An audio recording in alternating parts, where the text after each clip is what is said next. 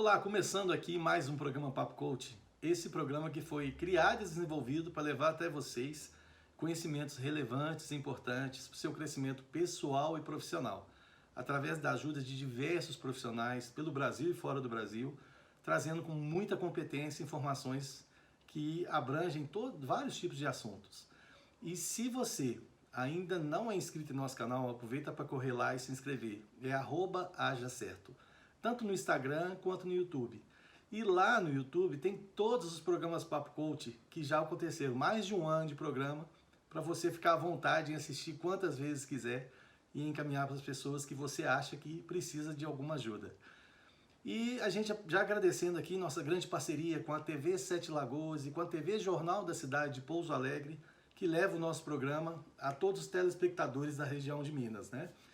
E a gente está trazendo um tema muito importante, que é a dependência química, que não é só a sua cidade, seu estado, só no Brasil. Isso é a nível mundial. Infelizmente, a gente convive com isso. E nós estamos trazendo dois super profissionais, que é o Willy Bento e o Gil Carlos, para falar com a gente sobre isso, nesse bate-papo que vai estar imperdível. E já começando, eu vou convidar aqui o nosso amigo Willy Bento para falar com a gente. Seja bem-vindo, Willy. Olá, meu amigo, meus amigos, uma, uma grande satisfação mais uma vez participar aí desse programa, que é de utilidade pública, como foi falado, e acho que é um papel nosso aí, de alguma forma, transmitir à sociedade informações aí relevantes, né? E que esse programa, né, tem trazido ao longo desse ano aí muita contribuição social, e isso a gente está sempre disposto a ajudar e a participar da melhor maneira. Obrigado, Willy. E essa é a intenção realmente do programa. E já te colocando já sob fogo cruzado, você que é acostumado com isso, Willy, quais são os tipos de vícios que a sociedade é cometida e que é onde a gente cria essas dependências, né? Que tipo de vício que isso pode ocorrer? Então, o que a gente chama de vício, né, são, vamos dizer assim, compulsões ou comportamentos que envolvem aí uma série, uma gama de atividades, de uso, às vezes, muitas vezes, de drogas, como a gente está abordando aí especificamente no dia de hoje, mas também traz aí transtornos obsessivos compulsivos, jogos, o vício pela parte tecnológica, né? Hoje nós estamos aí com o celular, com a questão aí dessa mídia digital aí, né, na palma da mão. Então, tem gente que não consegue desligar um minuto sequer. Enfim, nós temos aí um vício, né, uma demanda também de aceitação social. Então, isso faz com que, além de você ter a compulsão de estar sempre ali com o telefone ligado, né, você ainda tem que... Você tem que ser aceito, né? Tem que receber a Exatamente. curtida lá no Tem que Instagram. ver o like. Se não apareceu o like, o joinha lá, você já fica meio desesperado, enfim, tentando postar outras coisas que vão agradar ou atender um determinado grupo, o nicho que você tem interesse em atingir ou ser acolhido por ele, né? Então, tudo isso compõe aí um grande conjunto de coisas. A gente, às vezes, muitas vezes, chama mais atenção, né? Porque causa, vamos dizer assim, um dano mais visível, talvez, né? Ou mais tangível, a questão do uso de drogas, né? Mas, na verdade, isso é muito mais amplo e a gente tem que estar sempre alerta porque, na verdade, pode haver uma migração de uma situação, de um vício para outro, conforme aí as necessidades ou as circunstâncias, né, que a pessoa é submetida. Não, legal. E você falou uma coisa muito interessante, Willy, que é o seguinte: nós falamos esse negócio aí de vício eletrônico, né, de internet, de pessoa querer estar inserida e tem que ser curtida e tal. Tem um vício de compra, a pessoa está estressada, ela quer comprar, tudo isso aí. Só que isso são vícios de conduta, vamos falar assim. Agora, o vício químico, ele é um negócio que é igual... O cigarro não deixa de ser uma droga, né? Lícita, mas né? Que ela vai criar uma dependência no seu organismo sobre isso. E esse vício é considerado também difícil de ser tirado, igual os vícios não químicos, né? Porque você acaba adotando um hábito e você mudar o hábito, a gente sabe, a gente fala muito aqui sobre os hábitos, é complicado. Mas no caso químico, da dependência química, como é que funciona isso? Qual o grau de dependência? Como é que fica mais fácil entrar e sair fora do vício? Como que é isso? Bom, a gente pode dividir aí a questão da dependência química, né, em dois grandes grupos, né, como você bem colocou. O uso de drogas lícitas e o uso de drogas ilícitas, dividindo assim grosseiramente em dois grupos. As lícitas, supostamente aí como o cigarro, né, baseado aí no consumo, na verdade, da nicotina, ou mesmo o álcool, né, o consumo de bebida alcoólica de maneira geral, vai trazer aí, é, bem como as drogas, outras, por exemplo, né, eu atendo aqui, também tenho especialização na parte de medicina chinesa, acupuntura, então a gente trabalha muito com dor física, né? Então tem pessoas que tomam aí remédios fortíssimos, né, para gerenciar a dor, né?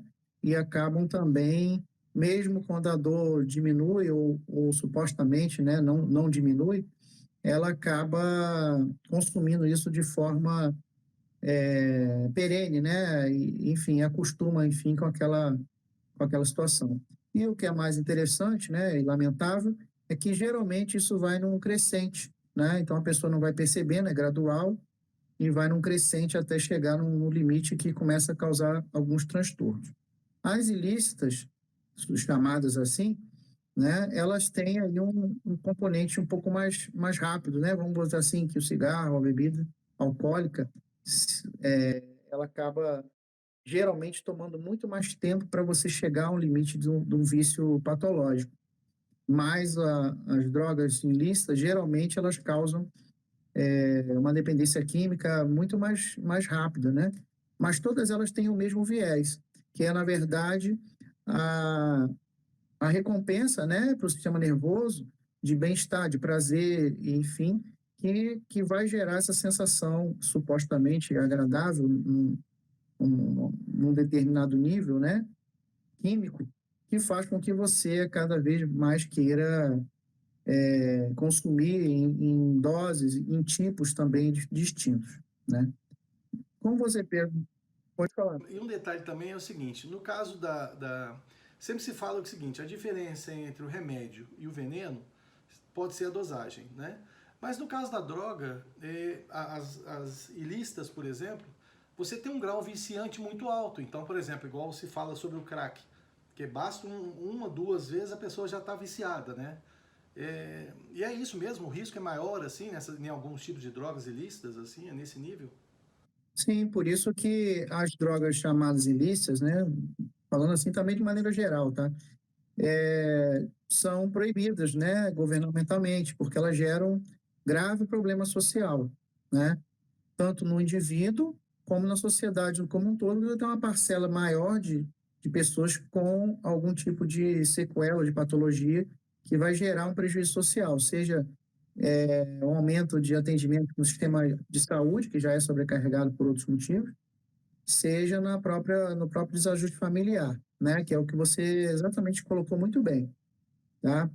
E aí a gente vai entrar no vamos, quer dizer, na verdade, vamos entrar na questão moral, porque isso aí já é um outro assunto, mas tirando a questão moral, a ética, o que for, assim, que às vezes é muito confundido, né? Uma coisa é a dependência química, outra coisa é a questão ética, moral. Às vezes a pessoa é excelente, ela só é dependente, né? Às vezes a pessoa tem problema moral e é dependente, então é outra coisa. A gente geralmente mistura as duas coisas, né? Mas os graus de dependência, como você bem relatou, são diferentes, sim. Por isso, o governo, né, a maioria dos governos entende como drogas ilícitas, não só porque elas vêm de um processo de produção ou de distribuição que está linkado, talvez, com a parte criminal, enfim, né, mas porque se ela fosse liberada, assim como houve em alguns momentos da história aí, como o ópio na China, como uma série de outros que foram difundidos na população, causou grave prejuízo social. E por isso são restritas, são chamadas ilícitas. Já as drogas lícitas, mesmo as lícitas, como os remédios, são rotulados aí com a tarja preta, né? A gente costuma chamá-los, porque eles também são restritos. Eles são vendidos, autorizados, mas eles são prescritos, então também não podem ser comprados de forma. E muita gente acaba comprando, né? E tendo acesso por algum outro meio, e aí passa a ser ilícito, né? Porque você está sem controle, né? Fazendo uso sem controle. Então, essa é a diferença. E por essa característica, a outra, talvez aí o final, porque a gente tem aí também como a maconha, né, vulgarmente aí, a cannabis, né? Ela tem algumas aplicações médicas, né? Não sei se isso já é sabido, né? Para epilepsia, para algumas convulsões, o extrato ali da planta, ela traz alguns benefícios médicos. Então, talvez ali ela passe a ser lícita. E talvez até mesmo, aí eu não vou dizer a marca de remédio, né? Mas um ansiolítico tomado de forma desajustada, na minha visão, poderia ser ilícito, porque, na verdade, está sendo aplicado sem uma receita, sem uma orientação. Então, a grande questão, acho que é essa. Se você tem uma aplicação que justifica você ministrar um determinado medicamento ou uma droga, qualquer seja, com uma finalidade curativa ou preventiva, ou enfim, ou tratativa ou mitigatória, é justificado o uso, seja qual for, da farmácia ou a droga ilícita. Agora, a droga ilícita por si só, ela tem um dano muito maior, ela vicia muito mais rápido e ela não tem nenhum benefício, não vou dizer assim medicamentoso, né? Mas não tem um benefício pessoal, a não ser, que é o que a gente vai falar aqui, né? Que são ali o porquê, né? Que as pessoas acabam fazendo uso, já que, né, se eu vou usar um extrato de uma determinada planta que é ilícita, mas que com as devidas autorizações aí do juiz, do governo,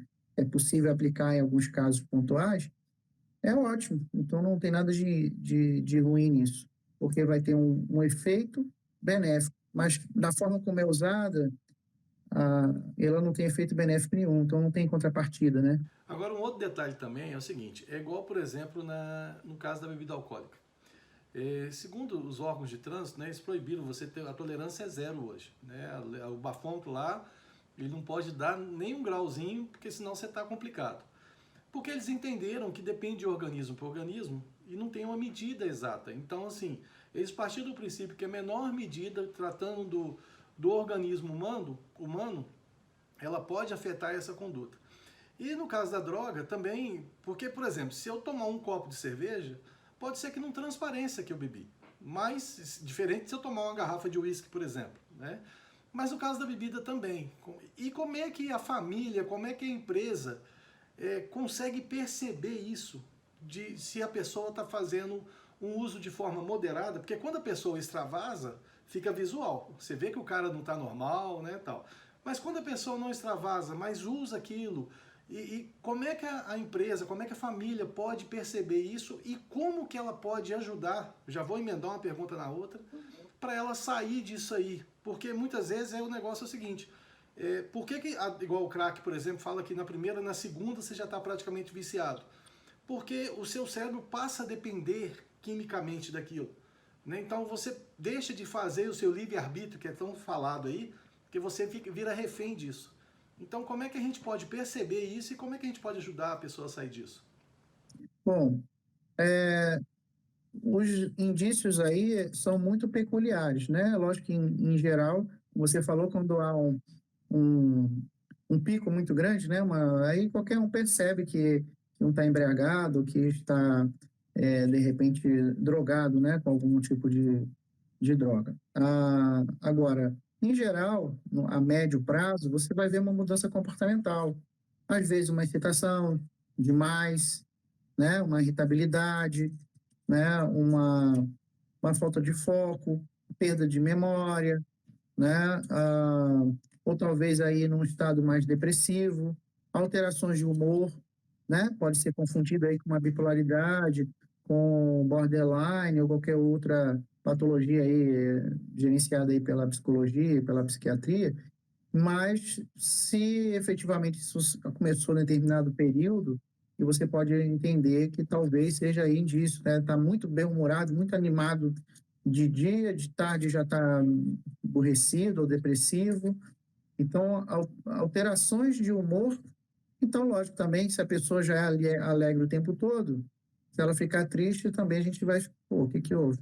ou vice-versa, né? Era uma pessoa introvertida, não falava com ninguém, e de repente ele começa a falar, começa, né, se manifestar. Então, essas mudanças são importantes, né? No nível inicial, né? Que aí você vai ver comportamentalmente isso, dificuldade no sono, ou sono demais. Então, tudo isso são indicadores que podem haver problema. Numa coisa mais crescente, aí você pode ter problemas mais graves, como, por exemplo, uma esquizofrenia. Você pode trabalhar e atrapalhar as questões das relações sociais, porque às vezes a pessoa precisa de recursos para poder manter esse vício e aí começa a fazer pequenos furtos dentro da própria residência, e daí, né? E outros comportamentos ali que vão até o nível que a gente conhece aí, que seria o declínio total, né, da pessoa se entregar totalmente, acaba tendo que sair de casa porque a família já não consegue lidar mais com esse nível. Por isso é importante aquilo que você falou, da gente precocemente estar acompanhando tudo isso para que não chegue nesse nível, porque tudo é tratável, entre aspas, né? Mas o prejuízo que foi gerado até que o tratamento surta algum efeito é grande, né? Já perdeu muito tempo, né? E tem casos que realmente drogas que viciam muito rápido, elas podem ser bem difíceis também de reverter, né? E o detalhe, o grande detalhe que você colocou bem aí, a gente tem que só tomar um cuidado, porque tem coisas que nesse mundo que está essa loucura, nós estamos passando por um final de pandemia aí que vai, que acaba, que não acaba, que vê que esse, né, a gente tem essa política aí, fake news, tudo isso aí. Então cuidado aí para não confundir, vai achar que a pessoa está triste, não, ela já está usando droga. Então o grande detalhe é se observar, é ter mais isso. As pessoas, um dos vícios que a gente falou aqui, que é da internet, a pessoa fica ali no telefone e esquece da vida ao redor. Esse é um dos piores vícios. Por quê? Porque você esquece de prestar atenção nas pessoas da sua família, né? do seu ciclo de amizade. E é onde você pode identificar isso. Tá? Então é importantíssimo. Ô Willy, e você está fazendo um evento aí maravilhoso. Eu queria que você falasse um pouquinho desse evento também que vai ocorrer aí, que o pessoal inclusive vai poder acessar online. A gente vai deixar aqui, ó, já está trazendo aqui abaixo aqui o flyer do evento. Fala um pouquinho. Bom, então nós vamos iniciando um trabalho com o mesmo propósito aí do Papo Coaching, que é expandir aí a um grupo maior de pessoas de forma muito acessível, muito prática, né? Informações que são úteis aí à sociedade de maneira geral. Nós começamos esse evento aí que vai começar vai acontecer no dia 2 agora do próximo mês. Vai falar sobre ansiedade, que é um tema que a gente fala muito, mas discute pouco, né? Essa é a minha frase ali, né? Todo mundo fala de ansiedade, que é ansioso, que tem problemas, que não sei o quê, mas, na verdade, discute pouco sobre o assunto, né? Como a gente está conversando aqui. Então, todo mundo comenta, mas não aprofunda um pouquinho ou não chega a uma conclusão de como isso por que isso acontece e como isso pode ser, vamos dizer assim, trabalhado, né? E essa é a visão. E ao longo de alguns períodos nós vamos lançando outros temas, né? Assim como o Papo Coaching faz. Na verdade é uma parceria, né? Eu convido já você também a participar com a gente das próximas edições aí, para a gente poder sempre difundir, né? E de uma forma dinâmica, porque são várias pessoas, como você que convida, né? E aí fica legal, porque cada um dá uma visão, cada um aborda aspectos, né, complementares, isso é muito legal. Isso é um ganha-ganha, né? Gente, então nós vamos deixar aqui os dados aqui para você no final do programa também. E vai lá no Instagram do Willy lá e tem mais informação lá. Vai lá e pergunta a ele. Amola ele lá. Pode ir lá amolar ele que ele não acha ruim não. Willy, a gente está caminhando, infelizmente, a gente está caminhando para o nosso segundo bloco, que vai ser com o Gil. E eu só queria que você desse uma pincelada rápida, porque o Willy, além de ser psicanalista eficiente, com uma carteira de cliente grande, um cara que resolve realmente, ele também é coronel do Exército. E lá no Exército também, a gente sabe que todas as instituições têm problema com isso, só que o Exército é muito mais rígido. E Willy, como é que você trata isso lá com esse pessoal que está no Exército, que pode aparecer com droga, uma coisa assim? Não que consuma no quartel, que é extremamente vetado isso, mas que venha através de um comportamento. Como é que o Exército trata isso? Como é que vocês tratam isso lá? Bom, antes de entrar nesse tema, que na verdade é dentro do mesmo assunto, é só para dizer o seguinte: por que as pessoas buscam, né, as drogas em geral, né? No nosso tempo, né? Nosso tempo, a gente parece que é velho, não, a gente é velho, não. Mas na nossa época, que não tinha internet, não tinha nada disso, né? Era muito das fugas, né? Fuga dos problemas. Então você ia fugir do problema, você está cheio de problema, então você vai lá tomar um uísque, você vai lá acender um cigarro, você vai lá fumar um cigarro de alguma outra coisa, né? Ou cheirar, ou enfim, né? Alguma uso de algum outro tipo de droga, né? Ou um comprimido mesmo para dormir, enfim. Aí depois nós tínhamos também um outro gatilho que era a frustração. Então você não deu certo o teu negócio, a empresa faliu, você não conseguiu atingir aquele cargo na empresa, você teve frustrações, sua vida não aconteceu até aquele momento, e aí você vai buscar na droga, seja qual for, né, um alento para essa frustração, né? Como afogar as mágoas, né, como o pessoal diz, né? Seja um relacionamento que não deu certo, seja, enfim, qualquer outra questão profissional, afetiva, você vai suplantar aí com o uso, se anestesiando com a droga, né? Porém, a gente tem, como a gente falou lá no início, um imediatismo hoje muito grande. A nova geração aí, ela quer tudo para ontem, né? Tudo no clique, tudo no dedo, clica, apertou, abriu, se não abriu, já passa para outro.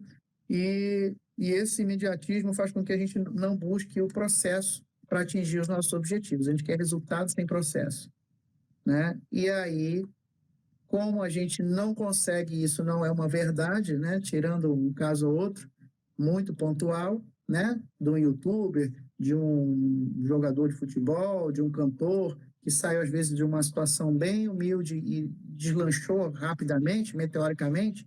A grande maioria, né, das pessoas tem que trilhar um caminho até chegar ao sucesso, né? E o Papo Coach ajuda aí com bastante outras formas disso. Mas o pessoal às vezes não quer ouvir, eles querem dar um salto, né? E quando isso não acontece, e quando isso não acontece, vem a frustração. E quando vem a frustração, vem a necessidade de se anestesiar ou de criar uma fantasia. E isso que acontece. Dentro lá do Exército, em particular, embora eu não possa assim, falar em tese, né, pelo Exército, mas a experiência que eu tenho é que a gente sempre faz uma triagem muito grande, a gente não discrimina ninguém. Então, é feita uma conversa inicial, uma entrevista.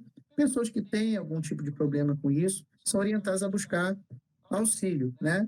E aí acabam nem entrando, porque sabem que lá vão ter grande dificuldade de gerenciar isso dentro da carreira militar, que isso não é possível, até porque manuseia com armas, tem situações de risco que a pessoa tem que estar em alerta, tem que estar 100%. Se ela tiver, né, com algum tipo de distúrbio nesse sentido, né, ela pode ter algum tipo de problema. Então, não é uma discriminação, mas, na verdade, é uma proteção a essa pessoa que precisa ser tratada. Ela não está em condições, né? Se ela tivesse com a perna quebrada, também não poderia entrar. Então, não, é uma questão, né? Mas acaba, obviamente, sempre entrando... Oi? De condicionamento, na verdade, né? Ela não está Sim, e aí acaba, às vezes, entrando também, ou a pessoa, né, por motivos diversos mesmo estando lá dentro, acaba acontecendo, seja no efetivo variável, o soldado que entra, ou até mesmo no efetivo permanente, militares, pessoas que estão lá, que pelo mesmo motivo da fuga, da frustração, né, também podem vir a recorrer. E aí o Exército tem o seu serviço de comunicação social, de assistência social, melhor dizendo, que trabalha muito bem essas questões. Eu mesmo dou algumas palestras, a gente tem todo um trabalho de prevenção ao uso de drogas lícitas ou ilícitas, inclusive da bebida e tudo mais. Ninguém é proibido de beber, mas efetivamente estão feitas orientações, inclusive também dentro só o gancho, né? Porque uma das frustrações aí é a questão econômica, tá? Muita gente acaba falindo, realmente quebrando mesmo, está desempregada. A pandemia trouxe muito isso, como você falou.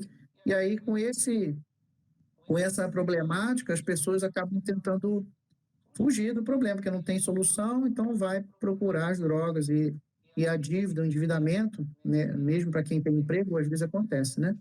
E aí a pessoa, no intuito de não conseguir resolver isso, acaba buscando um anestésico para essa problemática que não resolve o problema e agrava, né? Então, nós temos projetos, né, de educação financeira, assistência social para lidar com os casos que acontecem como em qualquer instituição. Todos os profissionais, os militares, de certa maneira, são instruídos também a fazer um pequeno acompanhamento desses indicadores, né? Para que a gente possa identificar isso com rapidez e tratar também com a rapidez para que evitar que chegue num declínio, né? Nós temos pouca estatística disso, assim, de um declínio total, né? Vamos botar assim, né? Que a gente vê a pessoa no declínio total, porque, felizmente, eu acredito que a gente, com esses programas, a gente tem um processo preventivo de conscientização e um processo de, de atuação rápida que permite que a gente consiga recuperar ou dar suporte a essa pessoa antes que ela chegue nesse nível vamos dizer, de decadência plena, né? Exatamente.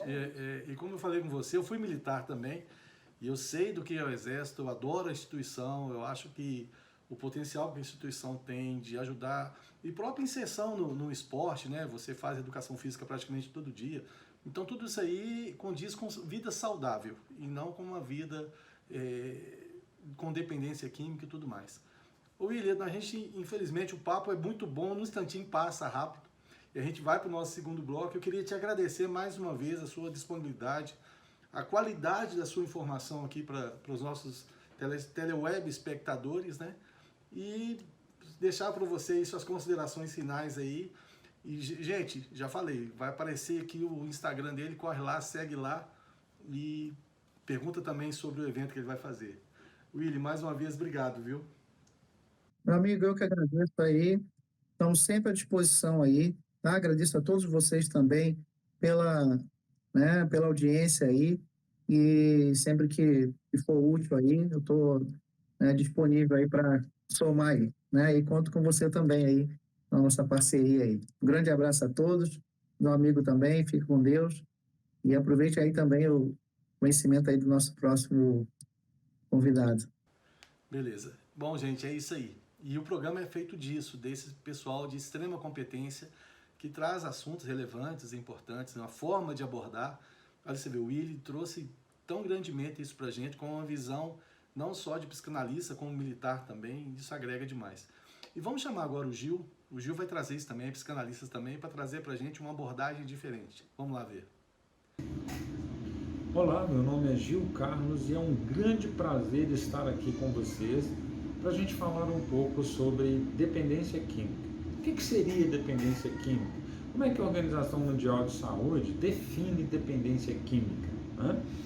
Ela define a dependência química como sendo um estado psíquico e ou às vezes físico, que vai resultar da interação entre um organismo vivo e uma substância, que traz características e modificações de comportamento e outras reações que sempre incluem um impulso a utilizar essa substância de modo contínuo ou periódico, com finalidade de experimentar seus efeitos psíquicos e algumas vezes de evitar um desconforto da privação.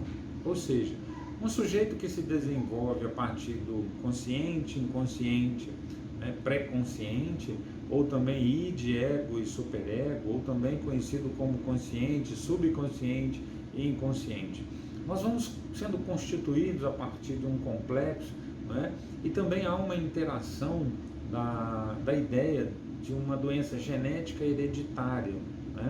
Ela tem definições dentro do conceito de ser uma doença. Por quê? Porque ela responde a um tratamento médico. Porque ninguém deseja, ninguém nasce com esse desejo de ser um dependente químico. Então nós temos nessa multidisciplinaridade, que é a forma correta de se tratar um dependente químico, ele precisa do auxílio farmacológico, ele precisa de um auxílio médico, ele precisa de um acompanhamento psicológico, às vezes ele precisa de uma internação, e isso tudo vai produzir nele um efeito muito melhor. Nós podemos então pegar aí uma ideia da OMS, quando ela fala dessa definição também, ela entende que a dependência química, como uma doença, ela pode ser crônica, progressiva e terminação fatal. Ela também entende, né, que essa dependência química ela é uma doença porque, como eu disse aqui, ela é sugestiva, né, ela tem uma relação hereditária genética, né, ela responde ao tratamento médico, e então nós temos avaliações clínicas que podem ser feitas buscando as motivações do uso, a quantidade utilizada, o padrão de uso, tudo isso é importante numa avaliação clínica, além dos aspectos circunstanciais do uso, os efeitos obtidos e também o sentimento que o sujeito tem após esse uso. Então, isso é sempre muito importante, não é? Nós também podemos orientar aqui, né, que existem alguns critérios diagnósticos que são importantes, que precisam ser pesquisados, observados, como forte desejo do sujeito, um senso de compulsão, né, uma dificuldade em controlar o comportamento, um estado de abstinência fisiológica, evidências de tolerância, abandono progressivo de prazeres ou interesses, né, e uma persistência no uso das substâncias, né, sejam elas quais for, o sujeito então se vincula nesse desejo de fugir ou nesse estado de negação.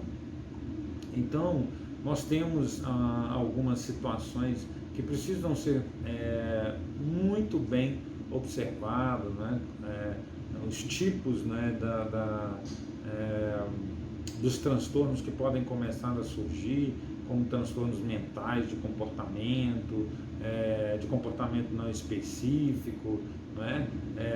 Transtornos psicóticos, estados de abstinência com delírios, né? Um estado de abstinência puramente manifestado ali pelo sujeito, né? E também é muito importante a gente definir aqui, não como algo que vai determinar isso, mas vamos trazer aqui um perfil, né, do dependente químico. Eles são capazes de criar mecanismos de defesa como a negação, né, que é algo que eu não quero ouvir, que eu não quero ouvir desse superior, né, aquele que estabelece, aquele que está me julgando sobre um efeito daquilo que eu mesmo provoco a mim mesmo, né? Um perfil de mecanismo de defesa também é a projeção, né? Eu estou sempre acreditando que eu tenho uma ideia de menos-valia, né? Que eu não sirvo mais, né? Autoestima muito baixa, então eu começo a utilizar as drogas, né? num mecanismo de defesa em relação a isso também. A racionalização, né? Quer dizer, eu trabalho com um mecanismo de defesa, de querer acreditar que eu estou fazendo isso, né? E que eu faço isso porque é assim que tem que ser, né? Ou seja, eu vou me perdendo e me defendendo em relação àquilo que está me destruindo, porque eu perdi uma personalidade sobre mim mesmo. A grandiosidade, né, a arrogância, então é uma dificuldade que o dependente químico também traz, né, de lidar com a sua própria arrogância, com essa capacidade de acreditar que ele pode isso, que ele suporta isso, que ele dá conta disso, né? Existem também algumas coisas importantes, que é a gente estar atento à evolução dessa doença, né? Que a primeira fase é aquela lua de mel, né? Tá tudo bem, é tudo muito saboroso, prazeroso, né? Uma pulsão de vida nesse início, que eu estou querendo ali prazer, realização, né? E depois vem nessa evolução da doença a segunda fase, né? O limiar da doença, quer dizer, eu começo a perceber os efeitos dela em mim, né? E começo a criar esse certo estado, né, de transtorno. E a terceira fase, que é o fundo do poço, né? e a gente precisa então encaminhar esse sujeito e buscar tratamentos, né, ou em ambulatórios ou em internações, né, um método de Minnesota, que é a visão biopsicossocial, que é importante, né, se for em ambulatórios ou em internação também é utilizado os 12 passos do AA e do NA, né, dos alcoólicos anônimos e narcóticos anônimos, além do combate aos mecanismos de defesa que o sujeito desenvolve, ok? Os objetivos do tratamento é a abstinência, seja ela qualquer tipo de droga, não é? A reformulação do sujeito e a ideia de agregação, então uma família, né, que trabalha junto, ok? Um abraço a todos, foi um prazer estar com vocês, até o nosso próximo encontro. Demais, né? Dois profissionais de áreas da psicanálise, mas de áreas diferentes, que só engrandecem, e a gente só tem a agradecer. Não só eles, né, que participaram desse programa, o Willi e o Gil, mas todos que já passaram por aqui, que trouxeram o conhecimento dele para ajudar você no seu crescimento pessoal e profissional. E o programa Papo Coach chegando ao fim, a gente agradece mais uma vez a grande parceria com a TV Sete Lagoas e com a TV Jornal da Cidade de Pouso Alegre, e também a todos que nos escrevem nas nossas mídias sociais, no Instagram, Facebook, YouTube, @hajacerto. Se você não faz parte ainda dessa família que cresce a todo momento, corre lá e se inscreve e vem participar com a gente, vem dar sua sugestão, que é muito bem-vinda. E o programa Papo Coach fica por aqui e a gente se vê no próximo programa ou por aí nas mídias sociais. Um grande abraço, tchau!